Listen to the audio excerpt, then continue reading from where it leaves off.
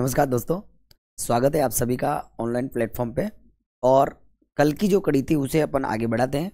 और अभी तक अपन जो बात कर रहे थे वो किस पर बात कर रहे थे? स्वरों के वर्गीकरण पर। और स्वरों के वर्गीकरण के अंतर्गत अपन ने 3 तो वर्गीकरण देख लिए थे। एक देख लिया था अपन ने क्या, उत्पत्ति के आधार पर स्वरों का वर्गीकरण। एक देख लिया था अपन ने क्या, उच्चारण मात्रा या कालमान के आधार पर स्वरों का वर्गीकरण। और एक देख लिया था अपन ने क्या, नंबर 3, ओष्ठाकृति के आधार पर स्वरों का वर्गीकरण। यहां तक तो अपन ने विस्तार से चर्चा कर ली थी। अब बात करेंगे अपन आगे के भागों पर, जिसमें नंबर 4 भाग जो अपन देखने वाले हैं वह आता है अपना जीवा स्थान या जीवा की क्रियाशीलता के आधार पर स्वरों का वर्गीकरण। तो चलते हैं दोस्तों।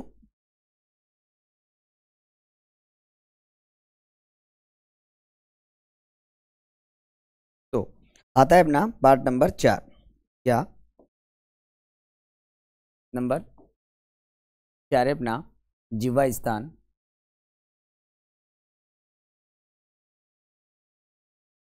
जिह्वा स्थान या यूं कहें जिह्वा की क्रियाशीलता के आधार पर। जिह्वा की क्रियाशीलता के आधार पर स्वरों का वर्गीकरण। किसके स्थान पर? जिह्वा स्थान या यूं कहें जिह्वा की क्रियाशीलता के आधार पर स्वरों का वर्गीकरण। अब बात करते हैं दोस्तों कि जिह्वा स्थान के आधार पर स्वरों को कितने भागों में बांटा गया है। तो सबसे पहले बात आती है अपनी जिह्वा कैसी है। देखो, हमने कहा अपनी जिह्वा कैसी है, बिल्कुल ऐसी है, आगे से सकड़ी है। ये आगे वाला भाग कौन सा भाग कहलाता है? अग्रभाग कहलाता है। ये पीछे वाला भाग कौन सा भाग कहलाता है? पश्च भाग। और ये बीच वाला जो भाग है कौन सा भाग कहलाता है? मध्य भाग कहलाता है। कौन सा भाग कहलाता है? मध्य भाग। तो हमने कहा अपनी जिह्वा के कितने भाग हुए? 3 भाग हुए। कितने भाग? 3 भाग, अग्रभाग, मध्य भाग और पश्च भाग। इसका मतलब क्या हुआ कि जिह्वा जो क्रियाशील होगी वो कितनी जगह से होगी? 3 जगह से होगी। कितने जगह से होगी? 3 जगह से, राइट। अब देखो हम क्या कह रहे हैं, जो जिह्वा के आगे वाले भाग से बोले जाते हैं वो अग्रस्वर, जो जिह्वा के मध्य वाले भाग से बोले जाते हैं मध्य स्वर, और जो जिह्वा के पीछे वाले भाग से बोले जाते हैं क्या कहलाते हैं? पश्च स्वर कहलाते हैं, राइट। चलो विस्तार से चर्चा करना प्रारंभ करते हैं अपन। तो हमने कहा जिह्वा की बात चल रही है तो अपन जिह्वा को टेढ़ा करके बना देते हैं। देखो ये अपनी जिह्वा, बात करें तो ये जिह्वा का कौन सा भाग है? अग्रभाग। और यहां से जो स्वर बोले जाएंगे वो कौन से स्वर कहलाएंगे? अग्रस्वर। ये जिह्वा का कौन सा भाग? मध्य भाग। यहां से जो स्वर बोले जाएंगे वो कौन से कहलाएंगे? मध्य स्वर। और ये जिह्वा का कौन सा भाग? पश्च भाग। यहां से जो स्वर बोले जाएंगे बताओ वो कौन से स्वर कहलाएंगे? पश्च स्वर कहलाएंगे। कौन से स्वर कहलाएंगे? पश्च स्वर कहलाएंगे। तो फिर सीधी सी बात आती है कि जिह्वा के अग्रभाग, मध्य भाग और पश्च भाग से कौन कौन से स्वर बोले जाते हैं, उन पर विस्तार से चर्चा अपन को करनी है। तो सुने, जब मान लो मैं आपके सामने खड़ा हूं और मैं खड़ा होने के बाद मैं कुछ भी नहीं बोलूं तो क्या मेरी जिह्वा आगे जाएगी? नहीं ना। क्या पीछे जाएगी? नहीं ना। तो फिर बताओ कहाँ रहेगी? बीच में रहेगी। और मेरी जिह्वा बीच में है और मैं कुछ भी नहीं बोल रहा, और मान लो मैं मेरे पेट के अंदर से हवा को बाहर फेंकता हूं। देखना, मैं नहीं बोल रहा, मैं तो हवा फेंक रहा हूं। मैं नहीं बोल रहा, मैं तो हवा फेंक रहा हूं। मैं नहीं बोल रहा, मैं हवा फेंक रहा हूं। इसका मतलब क्या हुआ दोस्तों कि जब मेरी जिह्वा बीच में है और मैं मेरे पेट के अंदर से हवा को जब बाहर फेंकता हूं तो साउंड किसका निकल के आ रहा है? अ का। मतलब अपन कौन से भाग की बात कर रहे थे? मध्य भाग की। तो यहां से कौन सा स्वर बोला जाता है? तुमने क्या कहा? यहां से बोला जाता है कौन सा स्वर? अ। तो जिह्वा के मध्य भाग से कौन सा स्वर बोला जाता है? अ। कौन सा बोला जाता है? अ। अब चलें आगे दोस्तों। जैसे कि मैं आपसे बातें कर रहा हूं और मान लो बातें करते करते मेरी जीभ कट के नीचे गिर जाए, हालांकि ऐसा नहीं होना चाहिए, हो जाए अगर मान लो तो ऐसा नहीं होना चाहिए, मेरे तो सारे काम रुक जाएंगे। तो मैंने कहा कि मैं आपसे लगातार बातें कर रहा हूं और बातें करते करते यदि मान लो मेरी जीभ कट के नीचे गिर जाए तो ये तो फाइनल है, जीभ का कौन सा वाला भाग गिरेगा? आगे वाला। तो बताओ अपन कौन से भाग की बात कर रहे हैं? आगे वाले भाग की बात कर रहे हैं। कौन से भाग की बात कर रहे हैं? आगे वाले। तो मैंने क्या कहा? मेरी जीवा कट के नीचे गिरी, ई ई। कौन सा साउंड निकला? ई ई। तो जीवा के अग्रभाग से क्या बोला जाएगा? ई और ई। क्या बोला जाएगा? ई और ई। बात यही खत्म नहीं हुई है। सोचो, यदि अपन अनजान जगह कहीं गिर जाते हैं तो आसपास के लोगों के नाम तो याद होते ही नहीं है, तो अपन उन्हें इशारा करके बुलाते हैं गिरने पर, और क्या कहते हैं? एर आ जा। अब तो ए और आई। ये देखो ए और आई भी यहीं से बोला जाता है। और एक पर और अपन चर्चा कर लेते हैं, किसकी? री की। बहुत सारे मानते हैं, बहुत सारे नहीं मानते, तो अपन भी लिख लेते हैं। ये सब कहाँ से बोले जाते हैं? अग्रभाग से बोले जाते हैं। इसी कहानी ने क्या कहते हैं? अग्रस्वर भी कहा जाता है। राइट। अब चर्चा करते हैं अपन आगे की। बचा कौन सा? पश्च भाग। तो इनको छोड़कर जितने भी बचे वो सब कहाँ से बोले जाएंगे? पश्च भाग से बोले जाएंगे, क्योंकि स्वरों की कुल संख्या तो कितनी है? 11। लेकिन यहाँ पर भी अपन एक लॉजिक सेट करते हैं। देखो, मान लो ये आगे बैठने वाले जो भी है, ये आगे बैठने वाले जो भी है, इनको मेरे से कुछ पूछना होगा, तो बताओ ये धीरे बोलेंगे या तेज बोलेंगे? धीरे बोलेंगे। ये मन में भी बोलेंगे तब भी मैं समझ जाऊंगा, फ्रीक्वेंसी का अंतर है। लेकिन यदि मान लो पीछे बैठने वाले यदि कोई है, यदि उन्हें मेरे से कुछ पूछना होगा या वो बोलेंगे, तो बताओ धीरे बोलेंगे या तेज आवाज में? बिल्कुल तेज आवाज में बोलेंगे। इसका मतलब क्या हुआ? पीछे से आने वाली ध्वनियां या पीछे पेट में से उठने वाली ध्वनियां तेज आवाज में होती है। कौन सी आवाज में होती है? तेज आवाज में। तुमने क्या कहा? हा। क्या कहा? हा। फिर कहो ई। बताओ क्या ई आएगा? क्या नहीं आएगा? क्यों? क्योंकि ई कहाँ जाता है? अग्रस्वर में। कहाँ जाता है? अग्रस्वर में। इस कारण यहाँ पर ई नहीं आएगा। तुमने क्या कहा? यहाँ केवल क्या आएगा? आ। क्या आएगा? आ। फिर इसके बाद में हमने क्या कहा? ऊ। ऊ। क्या कहा? आ ऊ ऊ। और फिर क्या कहा अपन ने? ओ औ। बताओ ये सब कहाँ से बोले जाते हैं? पश्च भाग से बोले जाते हैं। बताओ कहाँ से बोले जाते हैं? पश्च भाग से बोले जाते हैं। इसका मतलब क्या हुआ?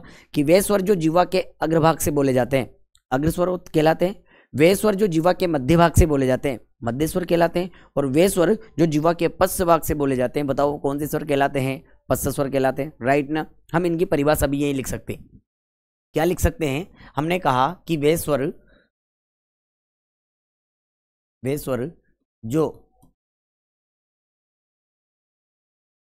जिह्वा के अग्रभाग से उच्चरित होते हैं। वे स्वर जो जिह्वा के अग्रभाग से उच्चरित होते हैं,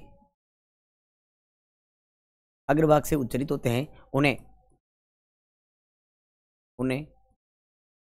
अग्र स्वर कहते हैं। उन्हें अग्र स्वर कहते हैं। क्या कहा अपन ने? कि वे स्वर जो जीवा के अग्रभाग से उच्चरित होते हैं उन्हें क्या कहा जाता है? अग्र स्वर कहते हैं। यहां की बात करें तो हमने क्या कहा? वे स्वर जो जिह्वा के मध्य भाग से उच्चरित होते हैं, मध्य भाग से उच्चरित होते हैं, उन्हें मध्य स्वर कहते हैं। उन्हें कौन से स्वर कहते हैं? मध्य स्वर कहते हैं। और यहां क्या कह सकते हैं अपन? कि वे स्वर जो जिह्वा के पश्च भाग से उच्चरित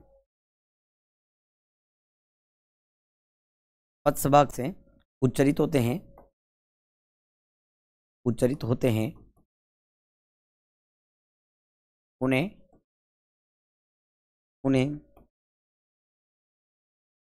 पश्च स्वर कहते हैं। तो क्या अपन ने कहा कि वे स्वर जो जीवा के अग्रभाग से उच्चरित होते हैं वो तो कौन से स्वर कहलाते हैं? बताओ कौन से स्वर कहलाते हैं? अग्र स्वर कहलाते हैं। कौन कौन से? ई ए ऐ और री।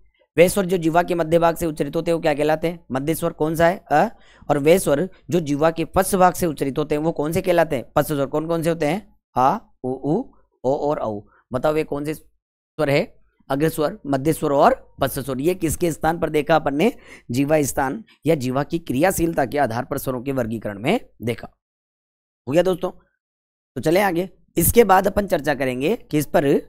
पार्ट नंबर 5 पर, जो आता है अपना जीवा प्रयत्न, मुखाकृति या तालु की स्थिति के आधार पर स्वरों के वर्गीकरण में। देखो तो चलते हैं आगे। अगला टाइटल है अपना जीवा प्रयत्न नंबर 5। क्या कहा अपन ने? जिह्वा प्रयत्न। इसे अपन और किस नाम से जान सकते हैं? मुखाकृति और किस नाम से, जो इसका वास्तविक नाम है तालु की स्थिति के आधार पर, तालु की स्थिति के आधार पर स्वरों का वर्गीकरण। क्या कहा अपन ने, जिह्वा, प्रयत्न, मुखाकृति या तालु की स्थिति के आधार पर स्वरों का वर्गीकरण। तो हम बात कर रहे हैं जिह्वा, प्रयत्न, मुखाकृति या तालु की स्थिति के आधार पर स्वरों के वर्गीकरण की। तो बात आती है कि इसके आधार पर स्वरों को कितने भागों में बांटा गया है। तो हमने यूं कहा है इसके आधार पर स्वरों को 4 भागों में बांटा गया। कितने भागों में बांटा गया है भाई, 4 भागों में। कौन कौन से, तो हमने कहा समृद्ध स्वर, हमने कहा अर्ध समृद्ध स्वर, हमने कहा अर्ध विवृत स्वर और हमने कहा विवृत स्वर। ये सब क्या होते हैं, इन पर विस्तार से चर्चा करते हैं। क्यों, क्योंकि हमने यूं कहा है कि जिह्वा, प्रयत्न, जिह्वा क्या करती है, प्रयत्न अर्थात प्रयास करती है, कहीं का आगे पीछे ऊपर नीचे दाएं बाएं जाने का। जब मैं आपके सामने बोल रहा हूं अभी देखो, तो ऐसा लग रहा होगा कि मेरी जिह्वा कभी आगे, कभी पीछे, कभी ऊपर, कभी नीचे, कभी दाएं बाएं जा रही है। और इन सब के चक्कर में मेरा मुंह कभी पूरा खुलता है और कभी पूरा बंद होता है, कभी आधा खुलता है, कभी आधा बंद होता है।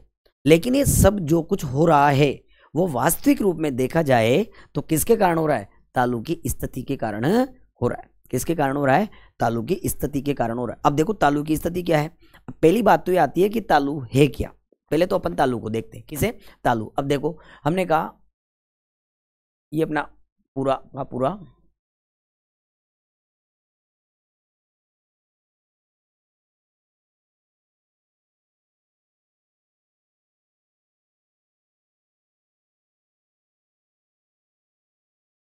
ये अपना पूरा का पूरा वायु का ड्रेनेज सिस्टम देखा होगा।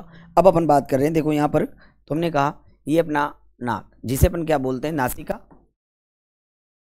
नासिका के नीचे चले तो दुनिया की सबसे हसीन चीज ये क्या है, ओष्ठ।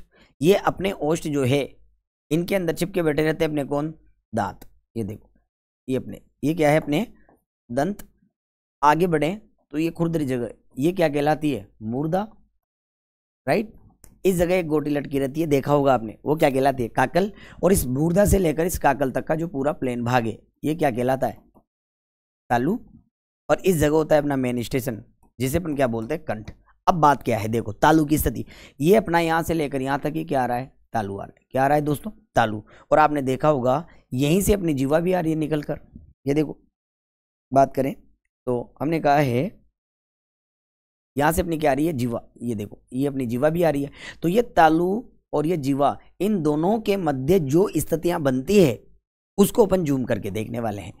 उसको क्या देखने वाले हैं, जूम करके। क्यों, क्योंकि देखा जाए तो ये अपना जो तालु है ये प्रेमी है और इसकी प्रेमिका कौन है, जिह्वा है। इन दोनों के मध्य क्या क्रियाकलाप होते हैं उनको अपन जूम करके देखने वाले हैं, राइट। तो चले आगे, तो चलो इस पर बात करते हैं अपन यहाँ पर। और इसी के आधार पर स्वरों को कितने भागों में बांटा गया है, 4 भागों में बांटा गया है। चलो चर्चा करते हैं अपन, तो उठा देते हैं अपन। ये तो अपन ने समझने के लिए देखा था, राइट। देखो तो हम यूं कह रहे हैं कि तालु की स्थिति के आधार पर स्वरों को कितने भागों में बांटा गया है, 4 भागों में। अब कौन कौन से उन पर बात करते हैं। सबसे पहले तो देखो अपन, तो हमने कहा एक आता है अपने पास में समृद्ध स्वर। क्या आता है, समृद्ध स्वर। फिर एक आता है अर्ध समृद्ध स्वर, अर्ध समृद्ध स्वर। देखो समृद्ध स्वर, अर्ध समृद्ध स्वर। एक आया अपने पास में विवृत स्वर, लेकिन कौन सा, अर्ध विवृत स्वर। और एक आया अपने पास में कौन सा, विवृत स्वर। अब हम बात कर रहे हैं कहीं की जीवा की। तो जीवा की जब बात कर ही रहे हैं तो इसे अपन 4 भागों में बांट के भी देख लेते हैं। देखो ये जीवा का अग्रभाग, ये जीवा का यहाँ मध्य भाग, और ये जीवा का पश्च भाग। ये देखो इस पर अपन चर्चा कर लेते हैं यहाँ पर कि कौन कौन से स्वर यहां से बोले जाते हैं। अब देखो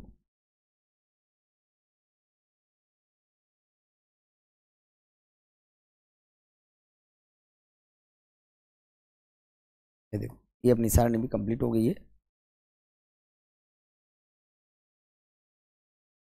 आ जाते हैं अपन टाइटल पर। अब देखते हैं, ये सारणी को अपन ने 4 भागों में बांट दिया है, समृद्ध स्वर, अर्ध समृद्ध स्वर, अर्ध विवृत स्वर और विवृत स्वर। सबसे पहली बात तो क्या आती है दोस्तों, ये समृद्ध का मतलब होता है बंद और विवृत का मतलब होता है क्या, खुला हुआ। समृद्ध का मतलब क्या होता है, बंद, और विवृत का मतलब क्या होता है, खुला हुआ। और अर्ध संवृत का मतलब क्या हो जाएगा, आधा बंद। और अर्ध विवृत का मतलब क्या हो जाएगा, आधा खुला हुआ। तो मैं यूं कह रहा हूं कि जो आधा बंद है क्या वही आधा खुला हुआ है, और जो आधा खुला हुआ है जो क्या वही आधा बंद है। क्या ये दोनों बातें एक ही है, क्या नहीं है भाई साहब, ये दोनों बातें बिल्कुल क्या है, अलग अलग है। क्यों, जैसे मैंने कहा ये चेहरा है, लेकिन किसका, किसी दुल्हन का चेहरा। आपको ऐसी फील लानी है, क्यों, क्योंकि इस दुनिया में मनुष्य ही एकमात्र ऐसा प्राणी है जो फीलिंग लाके बहुत सारे काम कर लेता है। तो आपको ऐसी फीलिंग लानी है कि यहां से लेकर यहां तक चेहरा है, लेकिन किसका, किसी दुल्हन का। अब देखो पुराने जमाने की दुल्हन देखी होगी आपने, घूंघट लेती थी यहां से लेकर यहां तक, सब कुछ ढक जाता था। तो जब मैं ऐसा करूंगा तो ये क्या है, ढका हुआ मतलब बंद, यानी कि संवृत, राइट।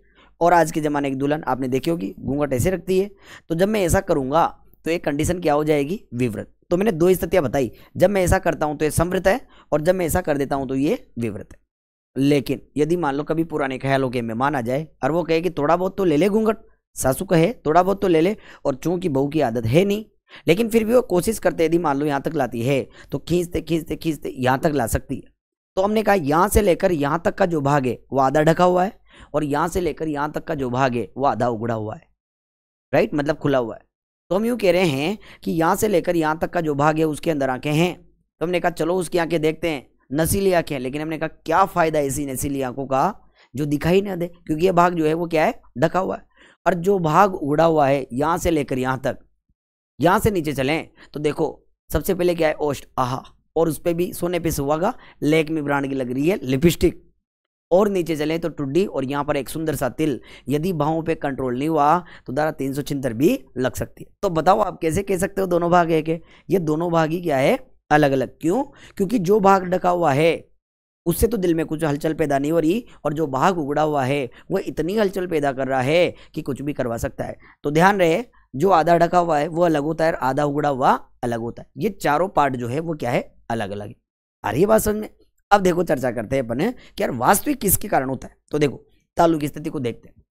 हमने कहा ये अपना पूरा का पूरा भाग जो है ये ऊपर का ये तालु, और ये अपनी क्या है, नीचे से निकली हुई जिह्वा। ये देखो हमने कहा ये ऊपर का पार्ट ये तालु है, और ये नीचे क्या है, जिह्वा। तो हमने कहा जब अपने जिह्वा और तालु ये दोनों एक दूसरे से दूरी बनाते हैं ऐसे, तो मुंह की स्थिति जो बनती है वो किसकी बनती है, खुली हुई की। और खुले हुए को किस नाम से जानते हैं, विवृत के नाम से जानते हैं। तो ये जो भाग है ये कैसा है, विवृत। ये कैसा है, विवृत। ये कौन सा भाग है, विवृत। क्यों, क्योंकि ये खुला हुआ है। कौन सा है, खुला हुआ। और खुले हुए को किस नाम से जानते हैं, विवृत के नाम से जाना जाता है। यहां से जो भी स्वर बोले जाएंगे बताओ वो कौन से स्वर कहलाएंगे, विवृत स्वर कहलाएंगे, राइट। दूसरी एक डिजाइन और देखते हैं, एक ये रही, यहां से अपनी ये जीवा यहां से निकलकर ऐसी आ रही है। अब देखो यहाँ कंडीशन क्या है, ये अपना तालु और ये अपनी जीवा, ये दोनों एक दूसरे के पास आ गए, ये देखो पास में। तो जब ये दोनों एक दूसरे के पास में रहेंगे तो अपने मुंह की स्थिति जो है वो कैसी रहेगी, बंद की रहेगी। कैसी रहेगी, बंद की। और बंद का मतलब क्या हो जाएगा, समृत हो जाएगा। क्या हो जाएगा, समृत। तो ये जो स्थिति है काहे की है, समृत की। और इस स्थिति के दौरान जो भी स्वर बोले जाएंगे बताओ वो कौन से स्वर कहलाएंगे, समृत स्वर कहलाएंगे। कौन से स्वर कहलाएंगे, समृत स्वर कहलाएंगे। आ रहा है समझ में। और देखते एक स्थिति और बनती है कैसी, ये देखो ये अपना तालु और ये अपनी जीवा। अब आप सोच रहे होंगे यार ऐसा कैसे हुआ। देखो कभी कभी क्या होता है, अपनी जीवा का मध्य भाग तालु के मध्य भाग को ऊपर चढ़ के स्पर्श कर लेता है। बीच में से जीवा का मध्य भाग तालु के मध्य भाग को बीच में से क्या करता है, स्पर्श करता है। तो दो प्रकार की आकृतियां बनती है। ये वाला भाग जो है ये खुला हुआ है, लेकिन कितना खुल रहा है, आधा खुला हुआ। देखो आधा खुला। तो आधे खुले को क्या कहेंगे, अर्ध विवृत। क्या कहेंगे, अर्ध विवृत। ये वाला जो भाग है ये क्या है, बंद है, लेकिन कितना बंद है, आधा बंद है। कितना बंद है, आधा बंद। आधा बंद। अब ये आधा बंद है तो इसे क्या कहेंगे, अर्ध संवृत। क्या कहेंगे, अर्ध संवृत। अब देखो तो हम यूं कह रहे हैं इस वाले भाग से जो भी स्वर बोले जाएंगे वो कौन से कहलाएंगे, अर्ध विवृत स्वर। और इस वाले भाग से जो भी स्वर बोले जाएंगे बताओ वो कौन से कहलाएंगे, अर्ध संवृत स्वर कहलाएंगे। बात समझ में आ गई। इस प्रकार अपन ने स्वरों को कितने भागों में बांट के देखा है, 4 भागों में बांट के देखा है। कितने भागों में बांट के देखा, 4 भागों में। अब देखना अंदर से जो उच्चारण होता है उसे मैं मेरे हाथों के माध्यम से दिखाऊंगा और आवाज आपके कानों तक आएगी सीधी। ठीक है, तो सुने इसे देखते हैं। ये अपनी कंडीशन, मतलब ये क्या है तालु और ये क्या है जिह्वा। मतलब ये प्रेमी है और ये क्या है, प्रेमिका। अब देखो दोनों जब एक दूसरे से दूर गए तो मुंह की कंडीशन बनेगी और स्वर कैसा निकलेगा, ओ ओ ओ। बात तो सही है, प्रेमी और प्रेमिका एक दूसरे से दूर जाएंगे तो दुख तो होगा। तो देखो तो यहां से कौन सा स्वर बोला जाता है, तुमने क्या कहा, आ बोला जाता है। कौन सा बोला जाता है, आ रहा है समझ में, कौन सा बोला जाएगा, आ। लेकिन क्या दूरी रहेंगे क्या, ये दोनों एक दूसरे के पास आएंगे। जब ये दोनों एक दूसरे से पास आएंगे तो एक बार आगे से बोला जाएगा और एक बार पीछे से बोला जाएगा। अब देखो पहले पास आए फिर बोला जाएगा ई उ ऊ। तो यहां से क्या बोला गया, ई और इधर से क्या बोला गया, उ ऊ। ये देखो ये भी कंप्लीट हो गया। यहां आ जाते हैं अपन। देखो जब अपनी जीवा का मध्य भाग तालु के मध्य भाग को ऊपर स्पर्श कर जाता है, मध्य भाग से उठेगा ऊपर स्पर्श करेगा, तब जो उच्चारण होगा देखना, आई बोल के देखो। जब अपन आई को बोलते हैं तो ऐसा लगता है कि जीवा बीच में जाके ऊपर चिपक गई है और आगे वाले भाग से बोला जा रहा है। देखो आई, तो देखो हमने क्या कहा, आई, ये आई आ औ, क्या बोला, आई आ औ, आई आ औ। और बचा क्या, पीछे वाला भाग। और यहां से कौन सा बोला जाएगा, तुमने क्या कहा, ए ओ, क्या कहा, ए ओ, ए ओ। देखो अपनी सारणी कंप्लीट होगी। अब इन स्वरों को यहां पर लेकर आते हैं, तो इनको कैसे यहां पर सेट करेंगे, क्योंकि पर्दे के पीछे की बातें तो यही है दोस्तों। अब सुने, हमने कहा यहां क्या आ रहा है, विवृत। विवृत का मतलब क्या होता है, खुला हुआ। अब विवृत भाग से कौन कौन से स्वर बोले जाते हैं, इन पर चर्चा करेंगे अपन। तो देखो ये विवृत है और विवृत कहां रहा अपना, ये रहा। अब हमने कहा विवृत भाग से क्या बोला जाता है, आ बोला जाता है। क्या बोला जाता है, आ। लेकिन यहां तो कंडीशन 1 2 3, 3 बॉक्स है, बिठाएंगे किसमें। तो देखो हमने कहा था कि जीवा के कितने भाग होते हैं, 3 भाग होते हैं, अग्रभाग, मध्य भाग और पश्च भाग। अग्रभाग, मध्य भाग और पश्च भाग। तो ये जीवा के 3 भाग आ गए, ये अग्र, ये मध्य और ये पश्च। अब देखो जब अपन आ का उच्चारण करते हैं तो ऐसा लगता है पेट में से उच्चारित हो रहा है। अब पेट मत मानो, तब भी यहां से मानेंगे, जैसे तो ऐसा लगता है आ कहां से बोला जा रहा है, पीछे वाले भाग से, मतलब पश्च भाग से। तो विवृत, और विवृत में कहां बिठाएंगे आ को, पश्च भाग में। यह देखो कहां बिठाया, पश्च भाग में। आ रहा है समझ में, आगे चलते। अब पकड़ते अपन किसको, समृत स्वर को। तुमने कहा कि समृत स्वर यहां भी 3 है। अब कौन कौन से बोले जाते हैं, इन पर चर्चा करते हैं। तो देखो ये यहां पर भी 3 भाग, ये अग्रभाग, ये मध्य भाग और ये पश्च भाग।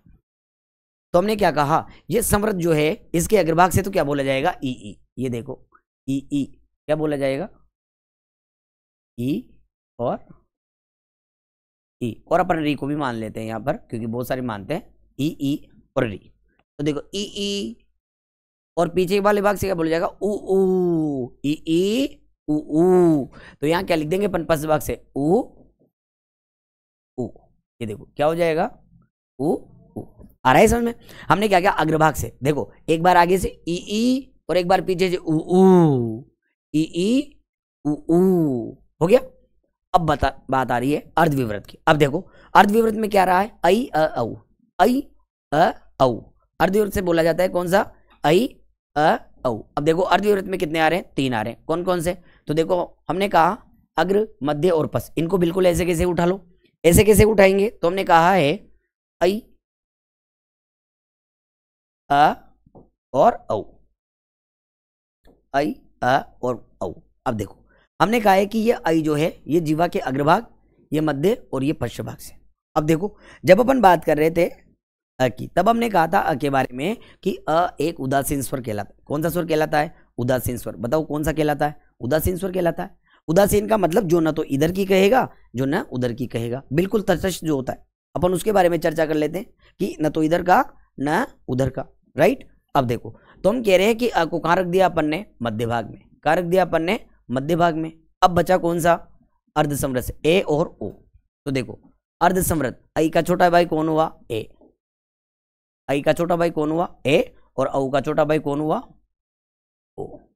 ये देखो ये अपनी सारणी कंप्लीट होगी। अब प्रश्नों पर बात करते हैं अपन, यार प्रश्न किस प्रकार से बनेंगे। देखो सुने, हमने कहा, उसने पूछा कि जीवा के विवृत भाग से कौन सा स्वर बोला जाता है, तो हमने सीधा कहा क्या, आ बोला जाता है। क्या बोला जाता है, टा। जीवा के विवृत भाग से कौन सा स्वर बोला जाता है, तो हमने कह दिया क्या, आ, राइट।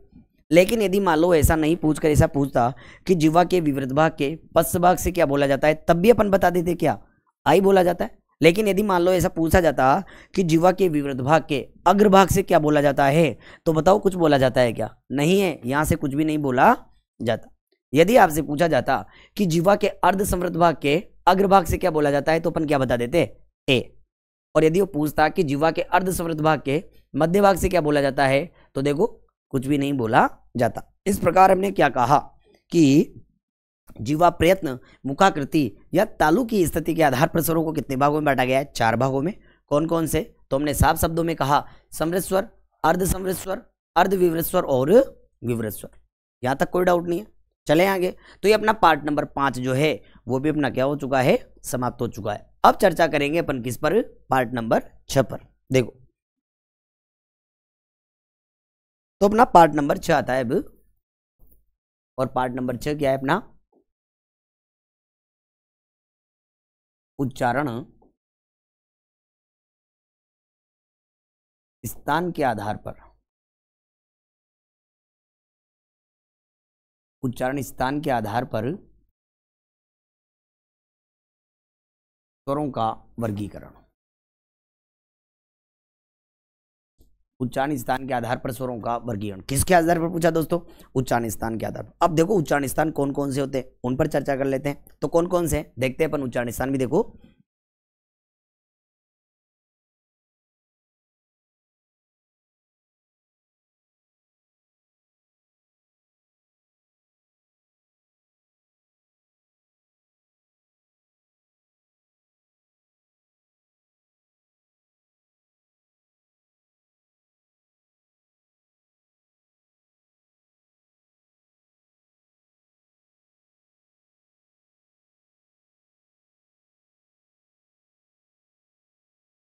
ये देखो ये अपना पूरा का पूरा वायु का ड्रेनेज सिस्टम। अब देखो देखते हैं कि कौन कौन से कहाँ कहाँ से बोले जाते हैं। तो सुने, ये अपना क्या है? नाक। इसे क्या बोलते हैं अपन? नासिका। ये क्या है? नाक। इसे क्या बोला जाता है? नासिका। नासिका से नीचे चले तो ये जो है ये क्या है अपना? ओष्ठ।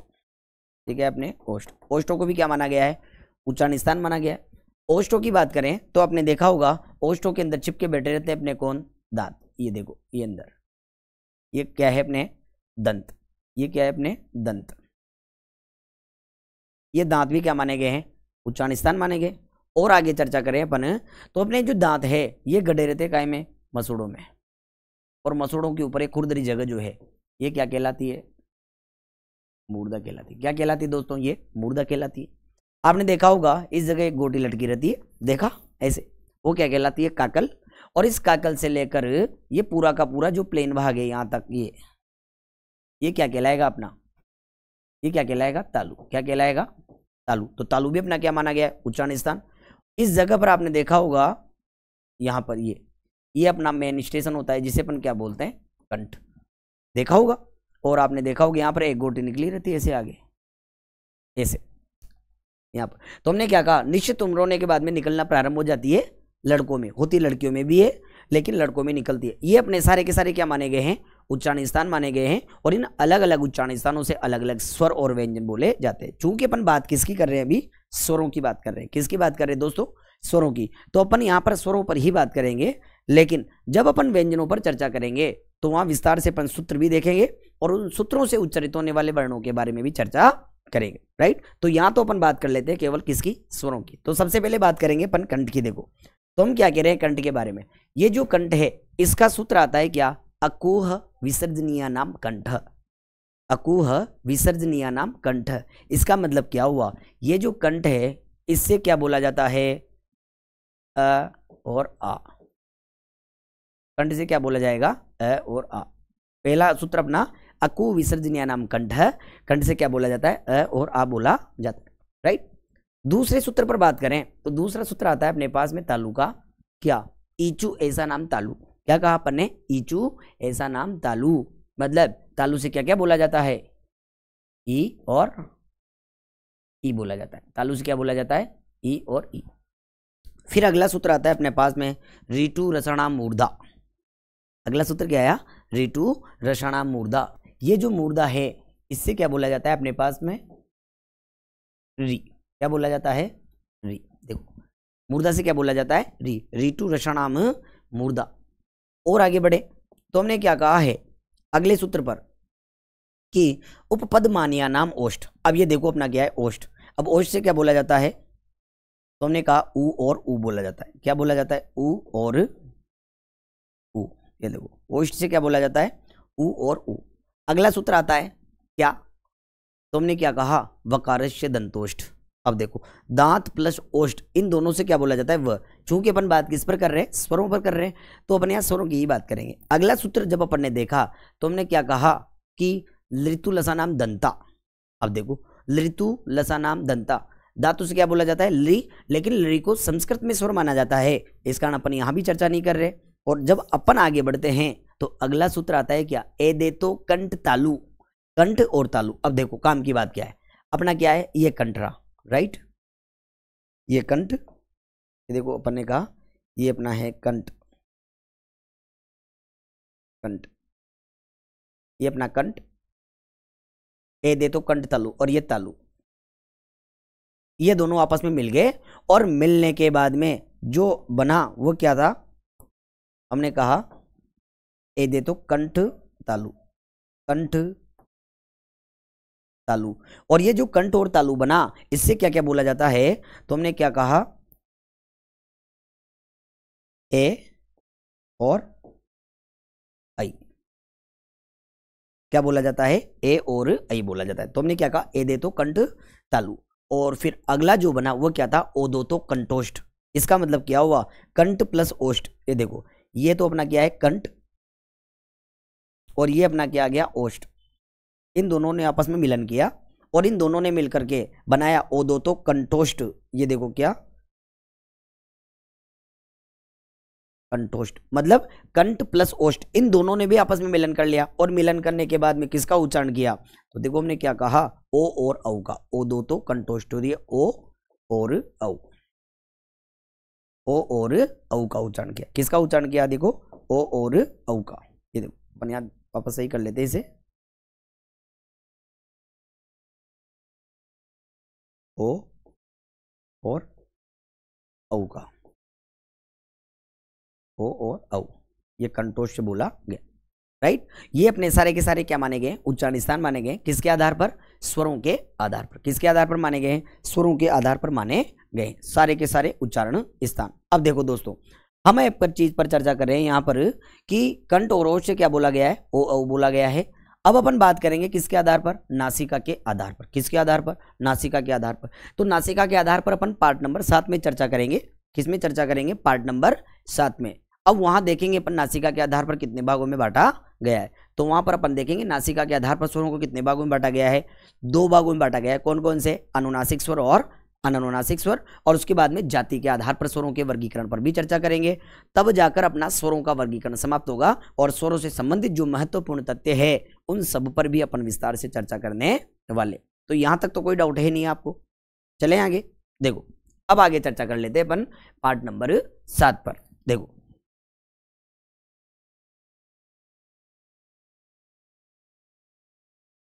पार्ट नंबर अपना 7, अगला जो आ रहा है अपना वो क्या आ रहा है, पार्ट नंबर 7 आ रहा है। कौन सा आ रहा है दोस्तों, पार्ट नंबर 7। देखो तो हो गया। अब आते हैं अपन पार्ट नंबर 7 पर। तो देखो पार्ट नंबर 7, पार्ट नंबर 7 है अपना नासिका के आधार पर, नासिका के आधार पर, नासिका के आधार पर स्वरों का वर्गीकरण। नासिका के आधार पर स्वरों का वर्गीकरण। ये देखो नासिका के आधार पर स्वरों का वर्गीकरण। किसके आधार पर बात करें अपन, नासिका के आधार पर। तो हम यूं कह रहे हैं कि नासिका के आधार पर स्वरों को कितने भागों में बांटा गया है, तो हमने कहा 2 भागों में बांटा गया है। कितने भागों में बांटा गया है, 2 भागों में। देखो 2 भागों में बांट के देखते हैं अपन। एक आता है अपने पास में, एक आता है अपने पास में, देखो नंबर 1 है अनुनासिक स्वर,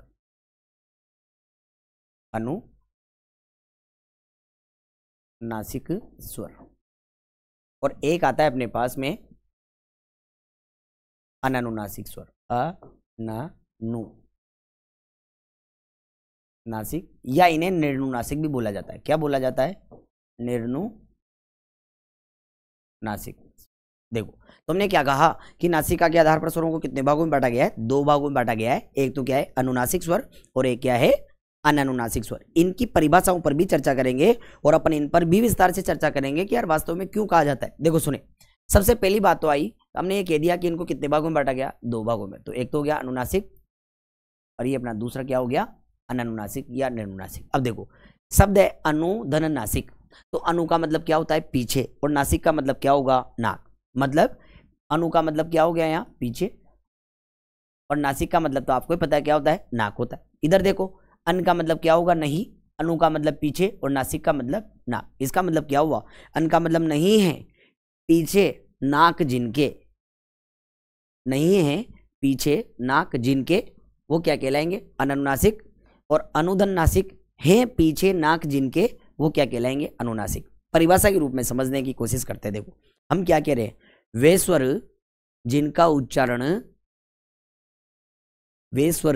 जिनका उच्चारण नाक प्लस मुख दोनों की सहायता से होता है वे कौन से स्वर कहलाते हैं? अनुनासिक स्वर कहलाते हैं, राइट। और वे स्वर जिनका उच्चारण केवल और केवल मुख की सहायता से होता है वे कौन से स्वर कहलाते हैं? अननुनासिक या निर्नुनासिक स्वर कहलाते हैं। इस बात को कैसे समझे?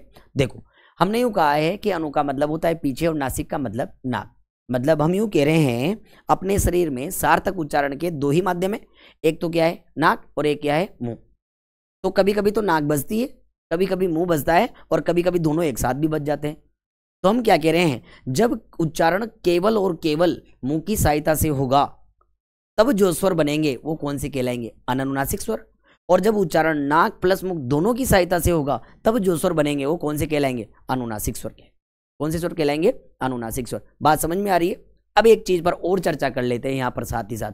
देखो अनुनासिक का मतलब क्या होता है? हम यूं कह रहे हैं एक तो होता है अनुस्वार और एक होता है चंद्रबिंदु।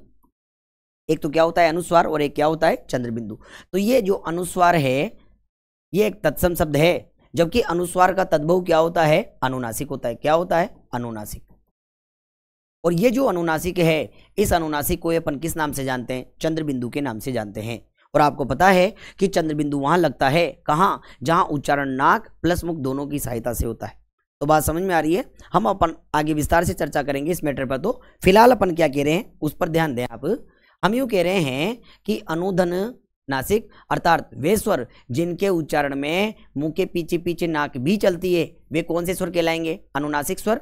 और वे स्वर जिनके उच्चारण में मुंह के पीछे पीछे नाक नहीं चलती है वे कौन से कहलाएंगे? अननुनासिक स्वर कहलाएंगे, राइट। तो देखो इनकी परिभाषा भी देख लेते हैं अपन साथ के साथ ही। और परिभाषा क्या है सुने, हमने क्या कहा? वे स्वर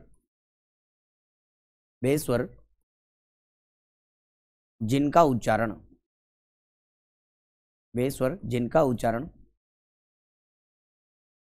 नाक प्लस मुख दोनों की सहायता से होता है, दोनों की सहायता से होता है, उन्हें अनुनासिक स्वर कहते हैं। उन्हें अनुनासिक स्वर कहते हैं। उन्हें कौन से स्वर कहते हैं? अनुनासिक स्वर। क्या कहा?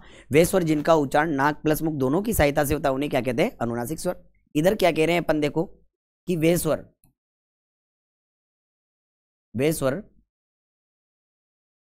जिनका उच्चारण केवल मुख से होता है,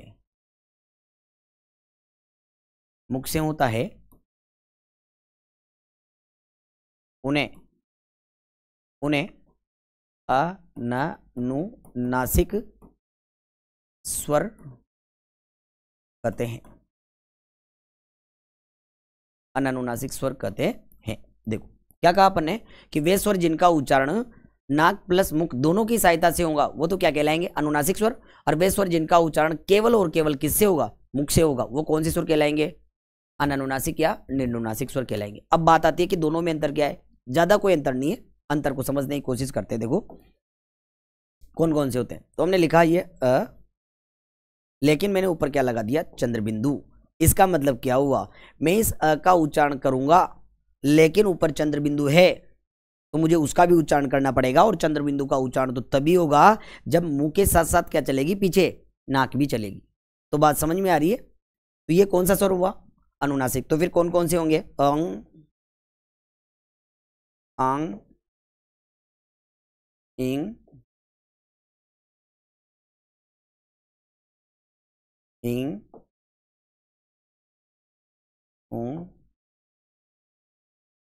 ऊं, और इस प्रकार ये क्रम से चलेंगे। सेम वहां भी वही कंडीशन है, लेकिन अंतर क्या है देखना, ये आ, ई, ऊ, और ये क्रमशः ऐसे चलेंगे यहां तक। अब देखो दोनों में अंतर क्या है कि ये स्वर और वह स्वर, इन दोनों में मेजर अंतर किसका है, केवल चंद्र बिंदु का है। इसका मतलब क्या हुआ कि चंद्र बिंदु का उच्चारण तब होगा जब मुंह के साथ साथ क्या बजेगी, नाक बजेगी, अन्यथा चंद्र बिंदु का उच्चारण हो ही नहीं सकता। तो सीधी सा मतलब क्या समझे हम यूं कह रहे हैं, यदि स्वरों के ऊपर चंद्र बिंदु लगा हुआ है तो ऐसे स्वरों को किस नाम से जाना जाएगा, अनुनासिक स्वरों के नाम से जाना जाएगा। आ रही बात समझ में।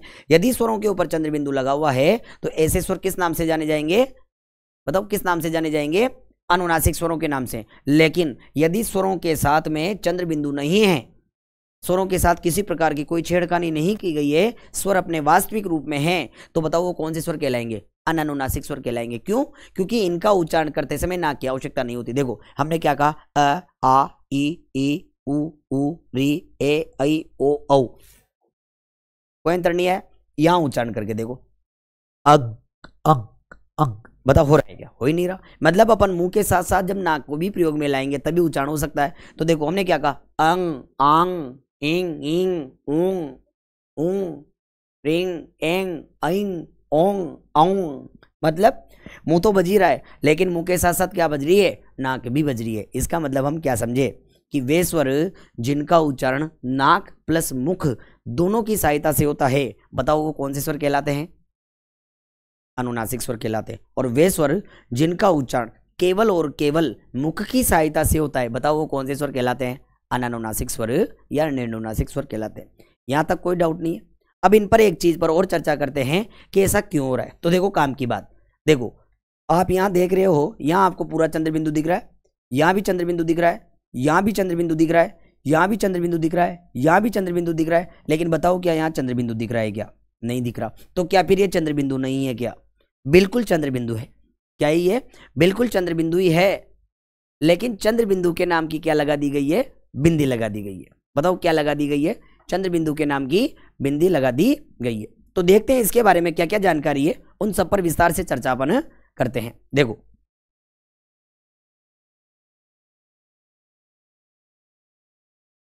देखो तो अगली स्लाइड में चर्चा करते हैं अपन कि ऐसा क्यों हुआ। सुने इससे संबंधित जानकारी। हमने क्या कहा स्वरों के बारे में, हमने लिखा ये अ,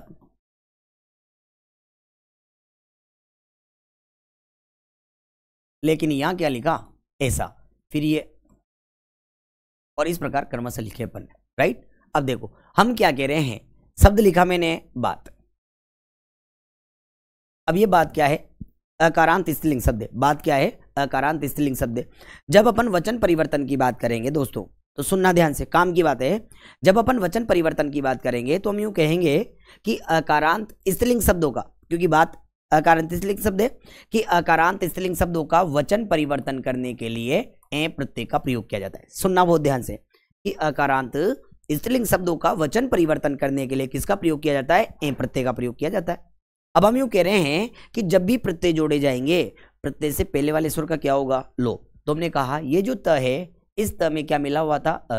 अब इस अ का क्या हो गया, लो। तो अपने पास शब्द क्या बना, ये बात, अब त हलंत हो गया, और ये पीछे क्या है, ए। हमने कहा त में ए के नाम की लगी मात्रा, ये बात है। अब हम क्या कह रहे हैं, ये ए जो है, इस ए के नाम की मात्रा लगी है, लेकिन ऊपर अभी भी कौन बाकी है, चंद्र बिंदु बाकी है।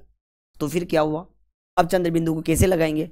अगर सोचो इस चंद्र बिंदु को आप यहां ऐसे लगाओ, ऐसे, तो बताओ ये तो प्लेट और प्लेट में गुलाब जामुन है। हकीकत यही है ना कि प्लेट और प्लेट में क्या है, गुलाब जामुन, और गुलाब जामुन तो वैसे ही रसीला होता है। तो बताओ रुकेगा क्या, नीचे आ जाएगा। और अपन को मतलब किससे, गुलाब जामुन से तो आपका भी मन यही कहता है कि प्लेटों का क्या है, प्लेटें तो आती जाती रहती है, लेकिन गुलाब जामुन बार बार नहीं मिलते, बड़ी मुश्किल से मिलते हैं। तो इसी वजह से हमने कहा प्लेट के मारो गोली और गुलाब जामुन को पकड़ लो। तो हमने क्या कहा, ऐसा नहीं लिखेंगे। तो हमने क्या कहा, ये बातें। अब देखो, अब कंडीशन क्या हुई कि यदि सिरोरेखा के ऊपर मात्रा लगी हुई हो, समझना ध्यान से, कि सिरोरेखा के ऊपर मात्रा लगी हुई हो और वहां पर चंद्र बिंदु का प्रयोग करना पड़े, तो इस चंद्र बिंदु के नाम की बिंदी लगा दी जाती है। ध्यान से सुनना,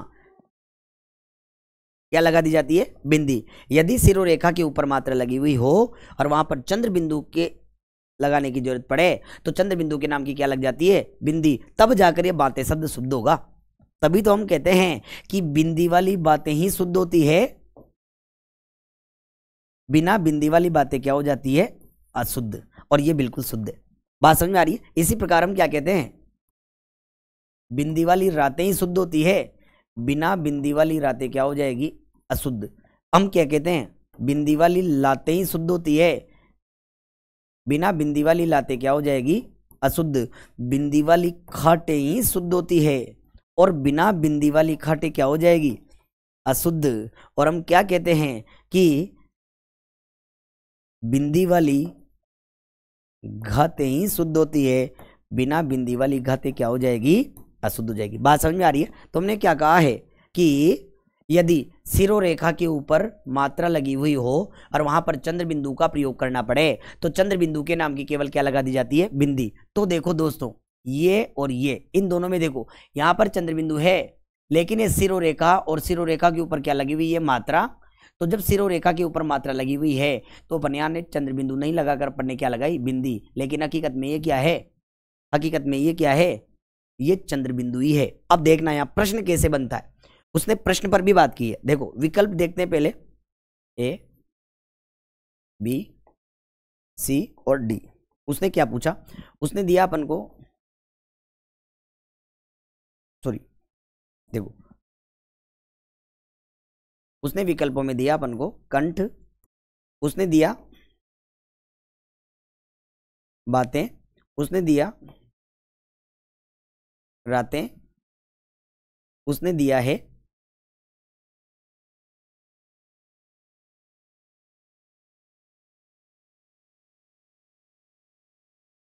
चांद,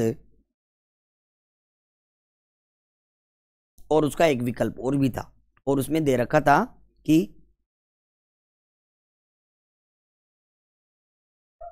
ए, बी, सी। अब उसका प्रश्न क्या है कि निम्न में से अनुनासिक, निम्न में से अनुनासिक का प्रयोग नहीं हुआ है। देखो उसने क्या कहा, निम्न में से अनुनासिक का प्रयोग नहीं हुआ है। हमने क्या कहा, अनुनासिक का मतलब क्या होता है, चंद्र बिंदु होता है। अनुनासिक का मतलब क्या है, चंद्र बिंदु। तो यहां पर अपन देखेंगे तो अपन क्या सोचते हैं, क्या अनुनासिक का प्रयोग तो इसमें, इसमें और इसमें नहीं हुआ, क्योंकि आपको तीनों चीजें सेम दिख रही है। जबकि हकीकत क्या है कि अनुनासिक का प्रयोग नहीं हुआ है। इसका मतलब इसका राइट आंसर केवल क्या होना चाहिए था, इसका राइट आंसर होना चाहिए था केवल क्या, ए, कंठ। क्यों, क्योंकि यहां पर अनुस्वार है ना कि चंद्र बिंदु है। यहां भी चंद्र बिंदु है, यहां भी चंद्र बिंदु है, और यहां तो ऑलरेडी क्या है, चंद्र बिंदु। चलो सोचो, ये प्रश्न ऐसा नहीं होकर प्रश्न ऐसा होता, और प्रश्न में क्या लिखा होता देखना, और वो प्रश्न में लिखा होता कि निम्न में से चंद्र बिंदु का प्रयोग नहीं हुआ है, निम्न में से चंद्र बिंदु का प्रयोग नहीं हुआ है, तब भी आपका आंसर क्या होता, ए होता, कंठ। क्यों, क्योंकि यहां जो लगा हुआ है ये चंद्र बिंदु नहीं है, ये केवल क्या है, अनुस्वार है। क्या ये, अनुस्वार। क्यों, क्योंकि प्रत्येक वर्ग का पांचवा वर्ण जो है, ङ, या, ण, न, म, उनके नाम का है तो अपन क्या लगाते हैं, अनुस्वार लगाते हैं। तो बात समझ में आ गई होगी। हम क्या कह रहे थे, हम यही तो चर्चा कर रहे हैं। इसके पहले वाली स्लाइड में देखो हमने क्या कहा, ये देखो, ये जो है ये क्या है, ये केवल और केवल चंद्र बिंदु है। क्या ये, चंद्र बिंदु अर्थात अनुनासिक है। बाकी ऐसा क्यों नजर आ रहा है? क्यों? क्योंकि बाकी सिरोरेखा लग रही है, यहाँ क्या लग रही है? सिरोरेखा, और ये सिरोरेखा के ऊपर मात्रा भी लग रही है। तो जब जब सिरोरेखा के ऊपर मात्रा लगेगी और वहां पर चंद्र बिंदु का प्रयोग करना पड़े तो चंद्र बिंदु के नाम की केवल क्या लगा दी जाती है? बिंदी लगा दी जाती है। क्या लगा दी जाती है? बिंदी। लेकिन और सब जगह सीधा सीधा क्या आएगा? चंद्र बिंदु आएगा। बात समझ में आई? तो हमने क्या कहा कि नासिका के आधार पर स्वरों को कितने भागों में बांटा गया है? 2 भागों में, अनुनासिक स्वर और अनानुनासिक स्वर। चलते हैं आगे, देखो ये अपना ये समझ में आ गया, आगे चर्चा करते हैं अपन। ये लो, इसके बाद आता है अपना पार्ट नंबर, अपन देख लेते हैं 8। ये देखो 8 तो देखने लायक नहीं है, फिर भी देख लेते हैं क्योंकि बहुत सारों का मानना है ऐसा कि जाति के आधार पर भी स्वर होते। तो देखो देख लेते हैं अपन, ये जाति के आधार पर, जाति के आधार पर स्वरों का वर्गीकरण। ये देखो, और हम यूं कह रहे हैं कि जाति के आधार पर 2 भागों में बांटा गया है। एक है सजातीय, सजातीय स्वर, और एक क्या है? विजातीय स्वर। सजातीय स्वर और विजातीय स्वर। देखो 2 चीजें, जाति के आधार पर स्वरों को 2 भागों में बांटा है। एक क्या है? सजातीय स्वर, और एक क्या है? विजातीय स्वर। अब देखो सजातीय किसे कहते? स का मतलब साथ में, जाति हैं जिनके, वी का मतलब रहित है जो जाति से। तो हम यूं कह सकते हैं वे स्वर जो एक ही जाति के स्वरों से मिलकर बने होते हैं, वे स्वर जो एक ही जाति के स्वरों से मिलकर बने होते हैं वो क्या कहलाएंगे? सजातीय स्वर। और वे स्वर जो 2 अलग अलग जातियों के स्वरों से मिलकर बने होते हैं वे कौन से स्वर कहलाएंगे? विजातीय स्वर कहलाएंगे। सोचो, यदि मान लो मैं ऐसा कहता हूं, सॉरी, ये आ, ई और ऊ, तो बताओ ये कौन से स्वर कहलाएंगे? सजातीय स्वर कहलाएंगे। कौन से स्वर कहलाएंगे? सजातीय। क्यों? क्योंकि ये स्वर जो है ये एक ही जाति के स्वरों से मिलकर बने हुए हैं। तो वे स्वर जो एक ही जाति के स्वरों से मिलकर बने होते हैं वो कौन से स्वर कहलाते हैं? सजातीय स्वर। और वे स्वर जो 2 अलग अलग जाति के स्वरों से मिलकर बने होते हैं वो क्या कहलाते हैं? विजातीय स्वर। तो यदि मान लो मैं ऐसा कहूं, ए, आई, ओ और औ, तो बताओ ये कौन से स्वर कहलाएंगे? विजातीय स्वर कहलाएंगे। कौन से स्वर कहलाएंगे? विजातीय स्वर। बात समझ में आ रही है? हम क्या कह रहे हैं? वे स्वर जो एक ही जाति के स्वरों से मिलकर बने होते हैं वो सजातीय स्वर कहलाते हैं, राइट। और वे स्वर जो 2 अलग अलग जाति के स्वरों से मिलकर बने होते हैं वो कौन से स्वर कहलाते हैं? विजातीय स्वर कहलाते हैं। यहां तक कोई डाउट नहीं है। अब एक प्रश्न यहां से और कैसे बनता है, वो वर्ग समूह भी जोड़ देता है दोस्तों कभी कभी। मतलब वो उसका प्रश्न क्या है? सजातीय वर्ग समूह का उदाहरण है। अब देखो सजातीय वर्ग समूह का मतलब क्या है? यदि मान लो मैं ऐसा लिखता, ये अ, आ, ई और उ, यदि मान लो मैं ऐसा लिखता तो ये जो पूरा का पूरा समूह बना ये सजातीय वर्ग समूह कहलाएगा कि नहीं कहलाएगा? कहलाएगा। एक ही जाति का है, ई एक ही जाति का है, उ एक ही जाति का है। लेकिन यदि मैं कहूं सजातीय स्वर तो ये आ, ई, उ सजातीय स्वर है। आ, ई, उ कौन से स्वर कहलाएंगे? सजातीय स्वर। लेकिन वो पूछे सजातीय वर्ग समूह तो ये आ जो है ये सजातीय वर्ग समूह का उदाहरण कहलाएगा। क्या कहलाएगा? सजातीय वर्ग समूह का। लेकिन यदि मान लो मैं ऐसा कहता, क्या? अ, ई, अब देखो ये जो है ये क्या कहलाएगा? विजातीय वर्ग समूह का उदाहरण कहलाएगा। बताओ कहलाएगा कि नहीं कहलाएगा? और यदि मान लो मैं ऐसा लिख देता हूं कि ई, उ, बताओ ये भी क्या कहलाएगा? विजातीय वर्ग समूह का उदाहरण कहलाएगा। बताओ कहलाएगा कि नहीं कहलाएगा? यदि मान लो मैं ऐसा लिख देता कि ए, ओ, ए, ओ, बताओ, या फिर मैं ऐसा लिख देता, मान लो ये अ, ओ, तो बताओ ये क्या कहलाएगा? ये विजातीय वर्ग समूह कहलाएगा नहीं कहलाएगा? तो हमने क्या कहा अभी तक? हमने ये कहा है दोस्तों कि वे स्वर जो एक ही जाति के स्वरों से मिलकर बने होते हैं वो सजातीय स्वर कहलाते हैं, राइट। और वे स्वर जो 2 अलग अलग जाति के स्वरों से मिलकर बने होते हैं वो क्या कहलाते हैं? विजातीय स्वर कहलाते हैं। लेकिन यदि पूछे सजातीय वर्ग समूह तो अ सजातीय वर्ग समूह का उदाहरण है, ई सजातीय वर्ग समूह का उदाहरण है, उ सजातीय वर्ग समूह का उदाहरण है, राइट। पूछे अ ई विजातीय वर्ग समूह का उदाहरण है, ई उ विजातीय वर्ग समूह का उदाहरण है, अ ओ विजातीय वर्ग समूह का उदाहरण है, ए आई ओ औ ये कौन से स्वर कहलाते हैं? विजातीय स्वर कहलाते हैं। आई बात समझ में? अभी तक अपन ने क्या देखा दोस्तों? हमने क्या देखा? स्वरों का वर्गीकरण। और आज अपने स्वरों का वर्गीकरण था वो बिल्कुल क्या हो चुका है? समाप्त हो चुका है। क्या हो चुका है? समाप्त। ये देखो चर्चा करते हैं अपन। ये देखो हमने कहा पार्ट नंबर 4 में जिह्वा स्थान जीवा की क्रियाशीलता के आधार पर स्वरों का वर्गीकरण कितने भागों में बांटा? 3 भागों में, अग्र स्वर, मध्य स्वर और पश्च स्वर। इसके बाद अपन आगे बढ़े।